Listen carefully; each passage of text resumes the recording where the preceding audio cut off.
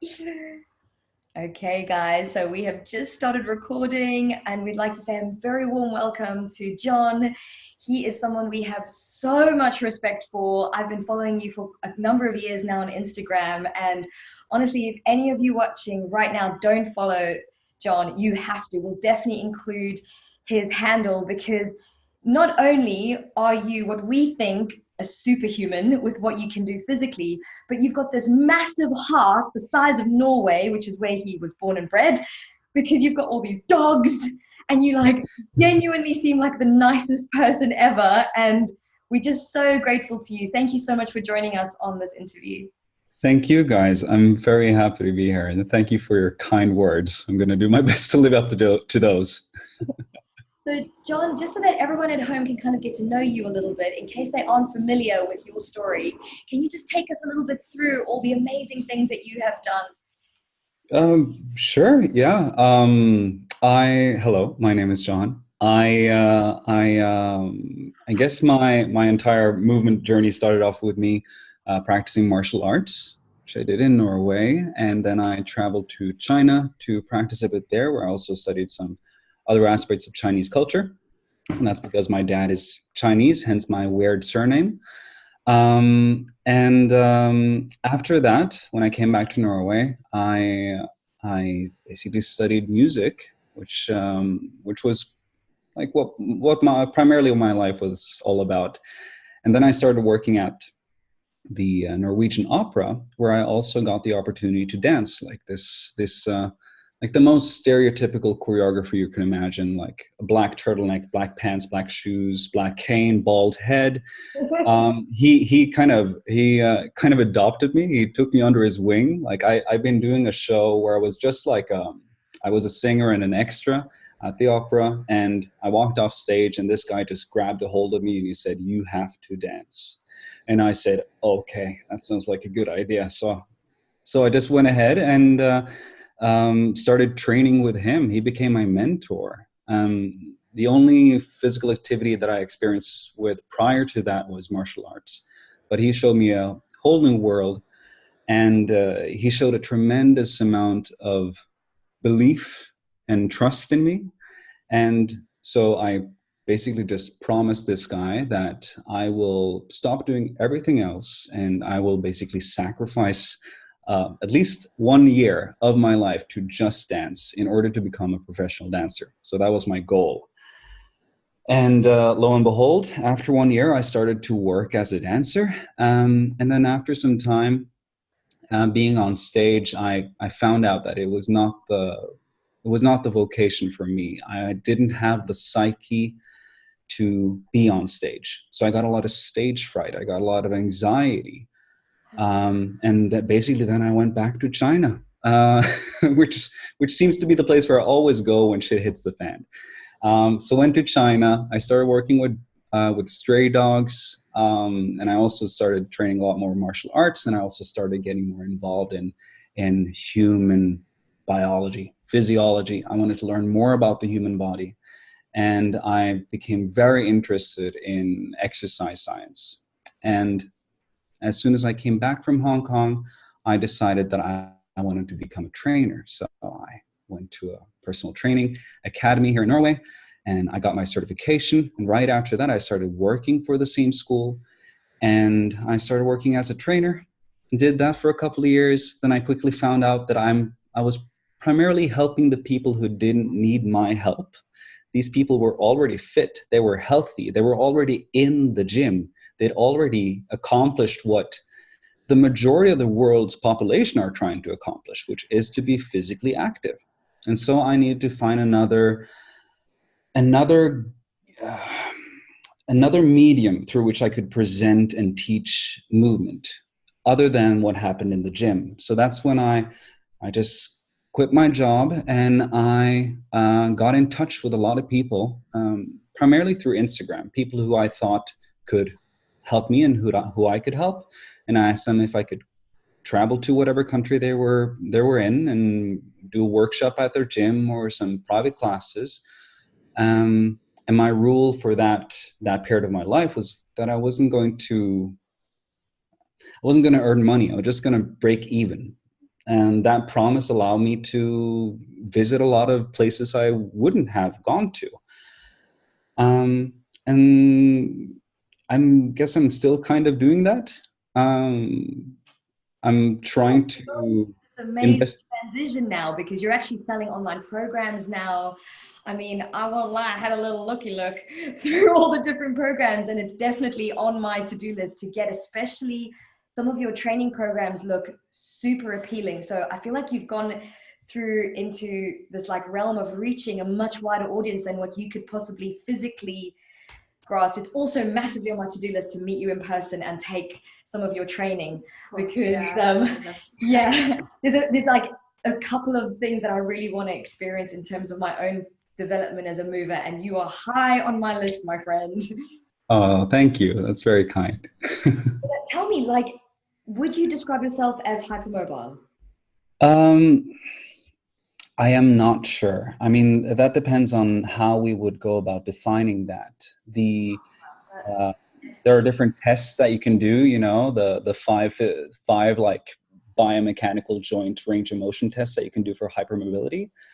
And there, I'm pretty sure I score like a 4 out of 5 or a 3 out of 5. Um, I I would say that there are certain parts of my body where I have what we could call hypermobility, like especially my hips. I've never done an MRI or an X-ray, but I am of the belief that my hip sockets are shallower than the entire Kardashian family combined. Like I'm pretty sure that like the ability that I have cannot be a result of hard and smart work alone, because that would mean that people who don't have my mobility haven't worked hard or smart. And that is frankly offensive, you know? To hear you even say that, that kind of gives a lot of the population a breath of fresh air. You've harnessed, I mean, the mobility that you have in your hips, you've harnessed that. You haven't just let it be this kind of like soggy, shallow joint socket. I mean, just to give people at home an image, you know, you can actually go into the splits and then back up again with just your strength. And this is such a huge message that we want to pour out into the world. How did you harness that strength and that mobility and that range in your hips? Well, it's first and foremost about understanding how we create different definitions for physical qualities, and that these definitions are often very arbitrary. And like take for example mobility. What is mobility? People would say that this would be to get into an end range of motion, and then people would say no, it's also to get in and out of an end range of motion. And then there are people who say no, it's context specific, and then you have to think about which context that you're in and what you want to experience with your body and what you wish to do with it and whether or not it's prepared or not.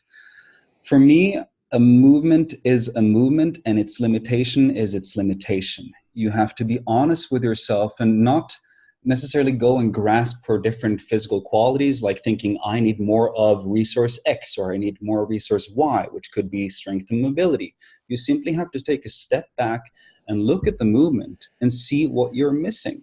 And sometimes we get so obsessed about improving a specific resource that we think about optimizing it, or no, sorry, about maximizing it. When in reality, maximizing any physical resource isn't a good thing. It's about optimizing the human system. And that's when it's very important to, again, take that step back, look at what the movement feels like, what the movement does for you, and what the movement looks like. And be honest about yourself and figure out, can I use this? Am I using this? And is this safe for me? And is it relevant for me? So I think we get so obsessed about these different definitions and names and classifications of movement that we also distance ourselves from merely observing the movement and being honest about what it does for us and what we're doing to the movement. So do you mean, just to clarify, do you mean like these different resources that you talk about, do you mean like flexibility or strength or mobility, where people, because I know like in the yoga world, it's so many people, like, all they seem to care about is flexibility, and that's all they want, and that's all they aim for is flexibility. And and specifically the idea that, like, okay, I can't touch my toes in a forward bend and I feel it in my hamstrings, so I need to work on the flexibility of my hamstrings, instead of just looking at movement as a whole and why would you want to bend forward and what goes into that beyond just the hamstrings and beyond the flexibility of the hamstrings. Is that what you mean by that? Exactly. It's to it's about the, like, we're always going to navigate our goals and our trajectory based on our ideas of how a human body works. But in doing so, it's very easy to stop looking at what you're working at and what you're working with. So we become too obsessed about the mind's goals and less about the body's needs and what it's actually doing. And as an example, like, people would say, we just love that. Sorry. Well, I'm glad you like it. Yeah, it's the more knowledgeable we get, the more we focus on the smaller details, right? Like, our ability to accrue knowledge is based on how we're able to look at things through a microscope.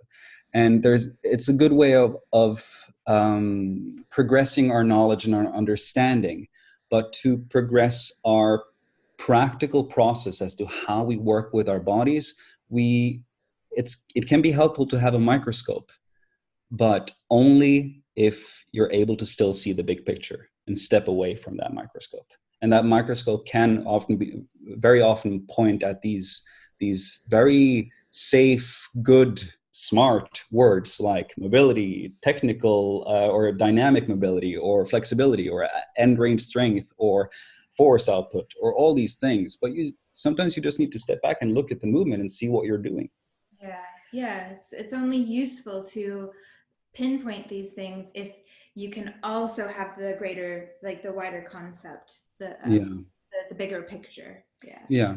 With that said, would you mind elaborating? Let's say, for example, you're teaching a workshop, you are working specifically with a demographic, you can kind of see a couple of people are hypermobile.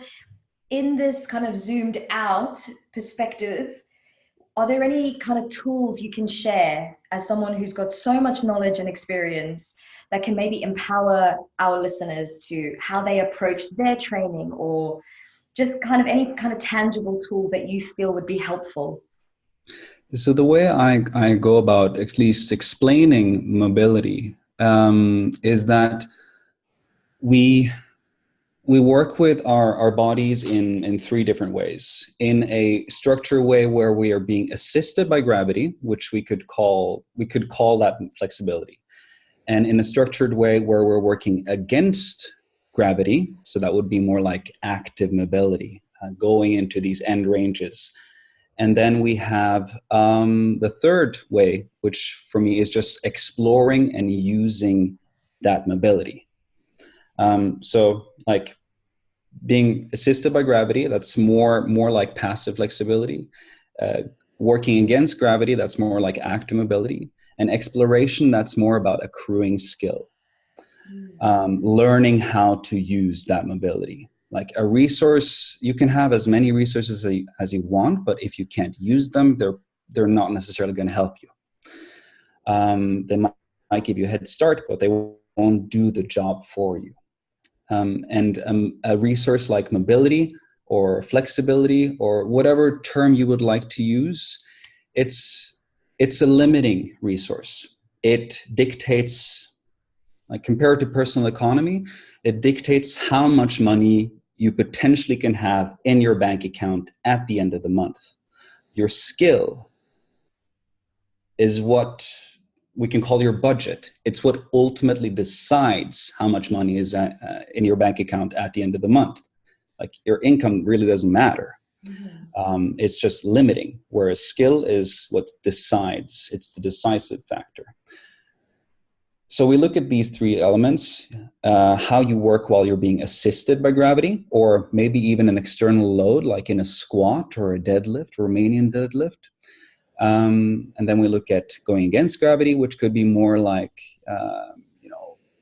can take something specific like lifting your arms over your head, or even a pike press or a press to handstand.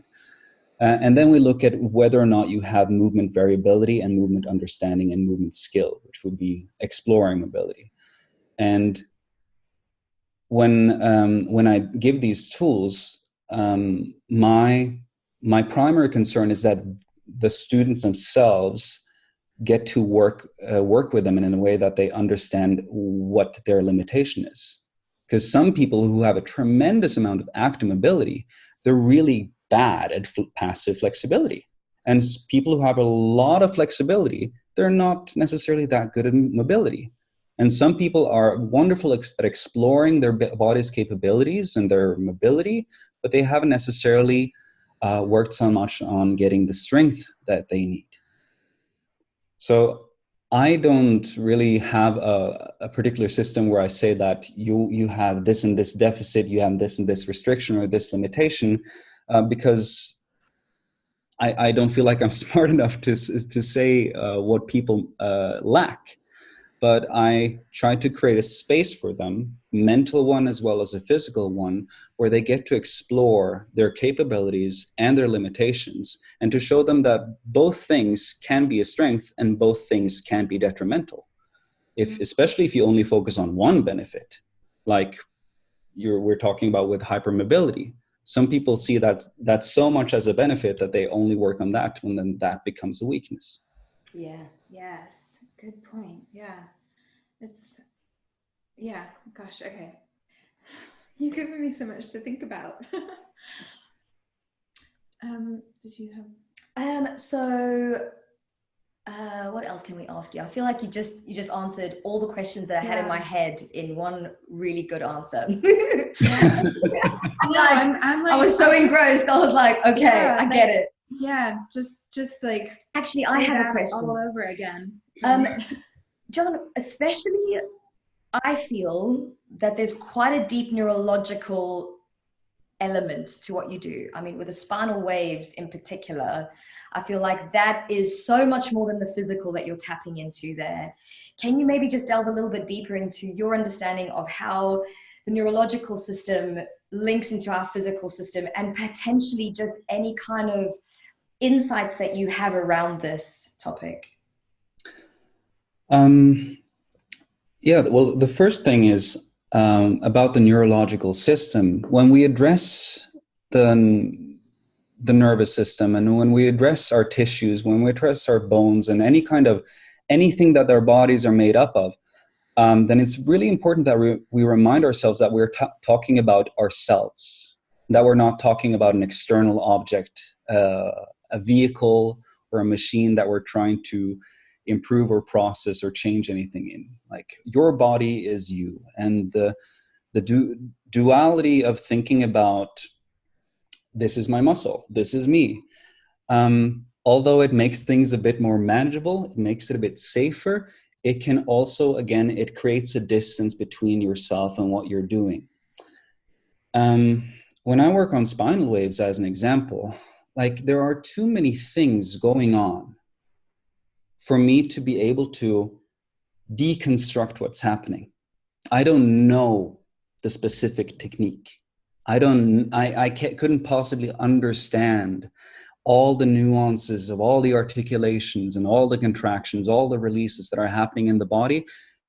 Movement is way smarter than me. Mm-hmm. It's when I try to deconstruct it that usually, I create this gap between myself and my body. Mm-hmm. And it causes a lot of stress because you feel like you need to be in control of everything. And this stressor, speaking of neurology, I think can be, in the long term, detrimental. Anything that we experience with anything creates a relationship to what we're experiencing. The same thing goes with our bodies. And if we move based on the assumption that we always have to improve or understand something, and that creates a very big stress. It's a stressful experience. I mean, try going through life only wanting to understand what life is about. Then you're going to end up as a nervous wreck, right? There are too many things going on. When it comes to the neurology, I would say that it's it's important to improve specifics. Yes, like you can improve this muscle, you can look at this ligament, you can look at this tendon. Those things are great. But when it comes to movement and when it comes to neurology, if you want to improve your relationship to your body and to movement, there needs to be positive experiences involved, and not just positive experiences that are based on the gratification of achieving a goal or the subsequent serotonin shot after a really hard workout, but just pleasant movement that just innately feels good and healthy, and that allows you to get in touch with the space that you're currently in and the body that you are. And so with the spinal waves, the healthiest thing for me to do as I'm performing spinal waves is just to do them without trying to understand them, and allowing myself to lose a bit of control, and understanding that it's not a dangerous thing. It's not a stupid thing. It might not make you feel like you're improving something specific or that you're in total control of your destiny. But at the same time, it does provide a very pleasant experience, which again might open a line of communication with your body. If every time we work with our body, we have decided that we're going to improve this specific thing or this specific thing, and overcome or endure a specific sensation that we don't like discomfort while doing a lot of reps, it's admirable, but at the same time, we close a line of communication with our bodies. Yeah. If you are too focused on one thing, and if you're not willing to listen to your body as it speaks to you, then you shouldn't be surprised when it starts shouting at you. So, for bringing it back to the question about neurology, it's really important to allow yourself to lose control without thinking that that's a negative thing. You don't need to control everything. You don't need to understand everything. Sometimes you can just experience everything.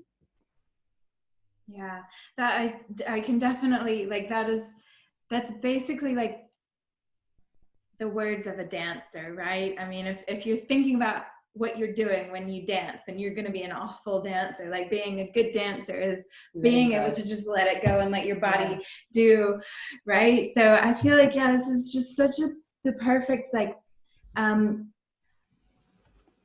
the perfect way to balance out the messaging that is out there, and which is like anything, in the right amount, in the right, with moderation. It's great for people to be more aware of their bodies and what's happening as they move and this kind of thing. But like anything, if you go too far with it, it's going to become detrimental. You've got to balance it out with a little bit of like just letting loose and not thinking. And I think it's very freeing. Like, that you have to let movement. Oh, what was it you said? I'm so glad we're recording this. is the controlling factor, not the mind, or something like that, but way better. Yeah. I just think it's really refreshing because as a hypermobile person who's suffered a lot in my body, I've had to go really back to basics, and I've really had to understand all the joints and how they move with each other. But I have practiced the spinal waves, and I can't tell you the freedom that you feel. But then what's so amazing about the spinal waves is the level of control my body has after that in something like a handstand is through the roof. That's kind of where the question came from, because I was like, how does this work? This like sorcery. I honestly felt like more of my body was turned on and awake, and more of my joints were working how they should in relation to each other than ever before. But the method of getting there was opposite to what I'd experienced and opposite to what I'd been doing. It's like it taps into natural intelligence. Yes, exactly. Yeah, oh, that's a very good point. I mean, from more of a scientific point of view, there are there are probably two things that are happening once we expose ourselves to a movement practice that is inherently more, it has more variations than, let's say, one exercise that you keep repeating over and over, like a push-up or a squat, which, by the way, are great exercises. I'm not saying that. But in spinal waves, because there's more inherent variability and variation, there are two things that probably happen. Number one is that if you want to be a skillful mover, you need exposure to a lot of different experiences. We see this across the board with any kind of athlete, that as soon as a person starts out with a physical activity, there is a lot of variations in the movement patterns. And that is because they don't know what they're doing yet. And when a body doesn't know what it's doing, it's going to try to do everything because your body really, really cares about you. Then after some time, when you go from being a beginner and you become an intermediate, that's when we see less and less variations of the movement. And that's because your body is starting to understand how we can reduce all the noisy movement and focus more on the signal, which is the thing that allows you to solve the task that you've given yourself or that has been presented to you. But then after you pass the phase of being an intermediate and you start becoming more advanced or even an expert, then we see more and more variation. And that's not because you know what you don't know what to do and you know specifically what to do, but you know what you can do. So in, for example, ballet dancers, when you put them on a balance beam and you just ask them to walk back and forth, there's way more variation in how they solve that movement task than a person who's an intermediate. And it's more, it's the same thing with the beginners. There's way more variation. And I think that we're stuck in, because of the current influence of fitness on our physical culture, we have this belief that it's about perfecting so that we only do one thing perfectly. When in fact, to pass the stage of an intermediate, you need to do many different things. You need even more variation. And that's something that... and that's definitely something that spinalists can do for you. And another probable... Sorry. Oh, no, sorry. Go ahead. It makes me think of that Picasso quote, become an expert and then break the rules. Yeah. It's like very much so. Is that intermediate phase that you speak of, and then breaking the rules is when you really are an expert. Yes. Because you know the basics and you're able to use those as tools to draw on, but then veer off of that path that you've been walking. Oh yeah, it's a wonderful way of describing it, and very true. I think something we've really wanted to empower our community around is there is definitely a culture in the yoga world where people have a specific practice which they revisit every day. And there is so many benefits to that because the nervous system loves repetition, it gets better at stuff. But at the same time, it can be incredibly limiting, and it can actually open up a can of worms with injuries and problems.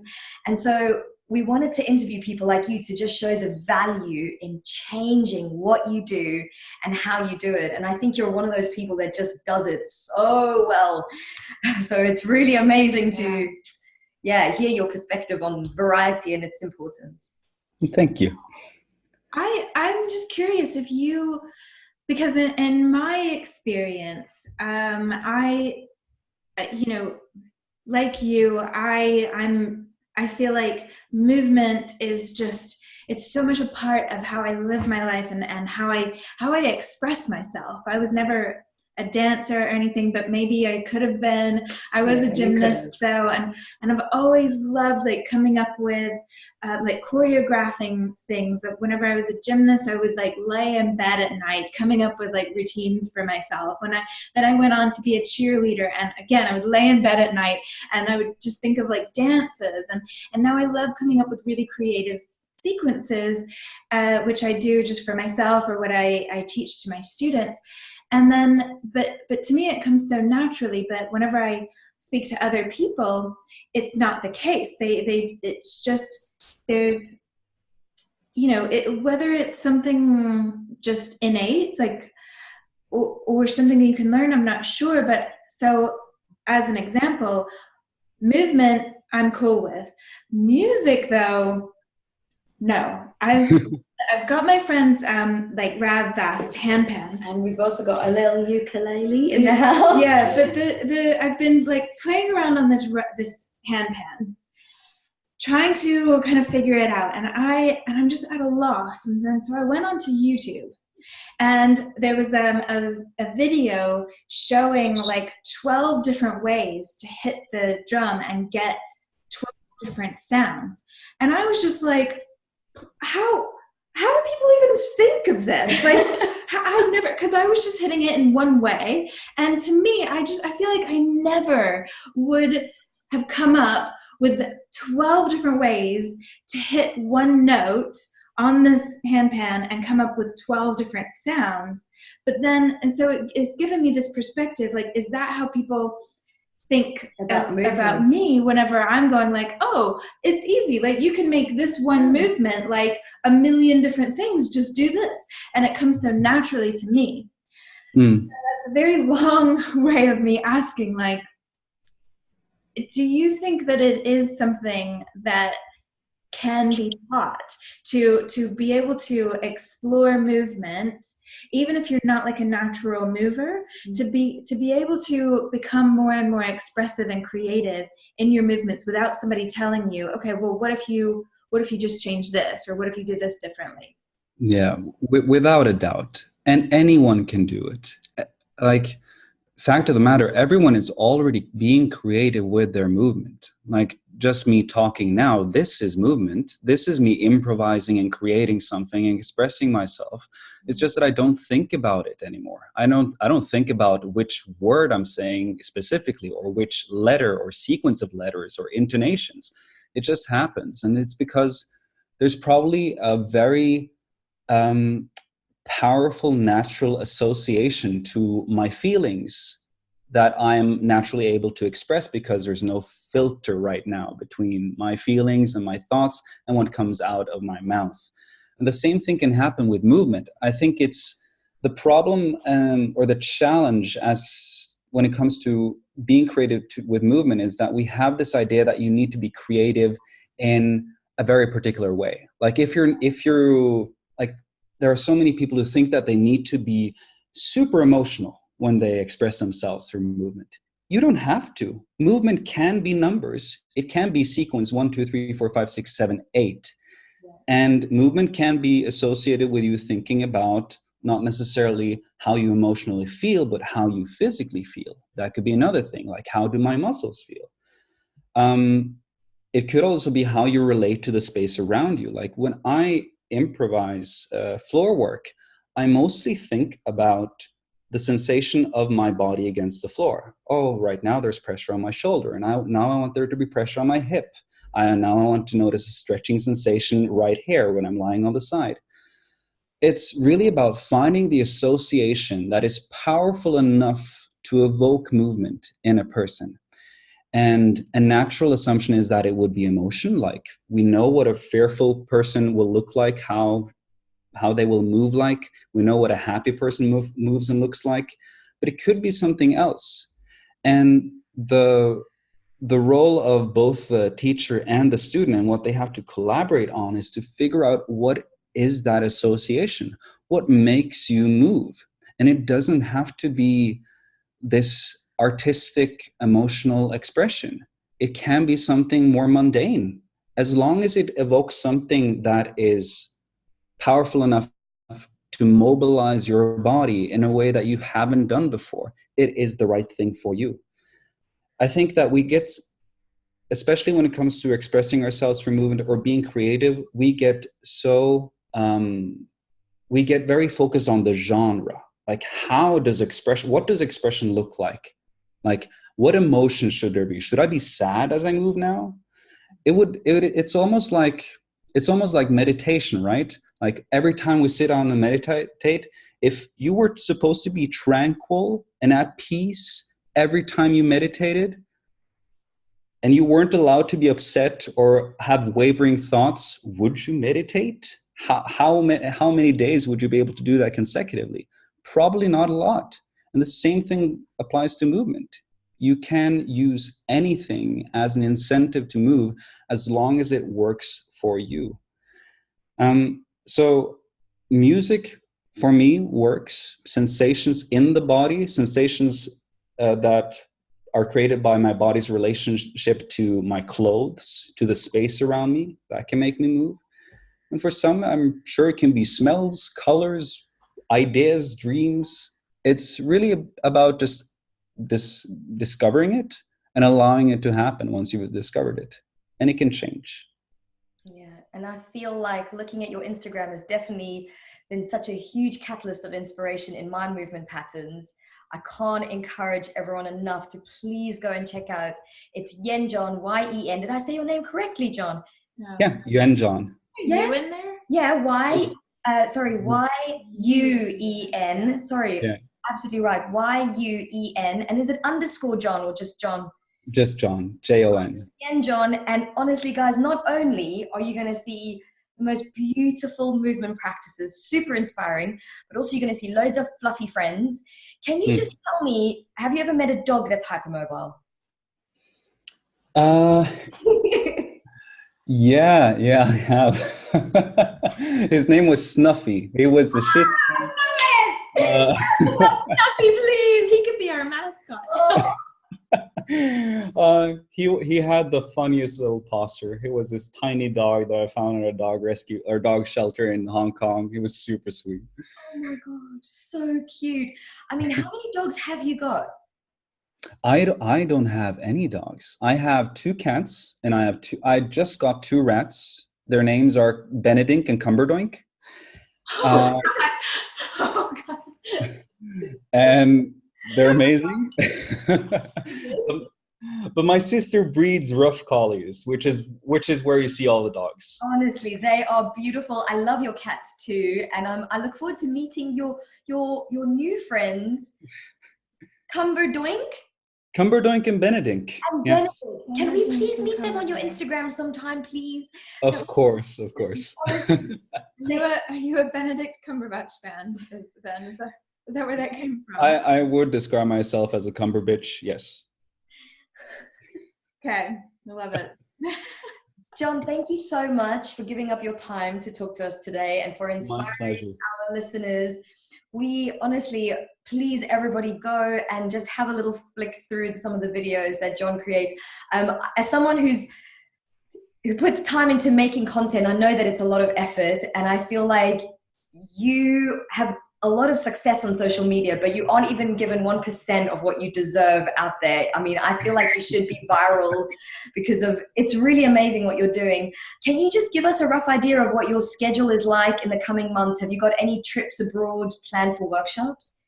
Right now I'll be in Singapore teaching in November. I think I'll probably be in Japan as well. That's mostly I'm just going to be there to train.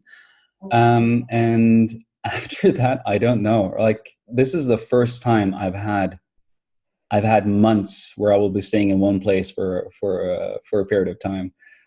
So I know I'll be going to Southeast Asia and be in that area in November, and then in March I'll be in Europe, probably south of Europe, and then in June, July I'll be in the States.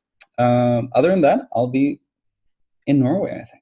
And when you're in Norway, do you give like courses that people can take if they fly out? And well, if a person comes here and wants a private session, then yes. But but I haven't had any workshops in Norway for quite some time. Okay, cool. Well, listen, we are going to be following you like a hawk because it's a big dream for us to come and train with you. Thank you so much for your time. Thank you guys so much as well. I really appreciate being invited and getting to talk to you guys. Thank you so much. Thank you. Oh yeah, sorry, I was about to click the wrong button and now we're going to say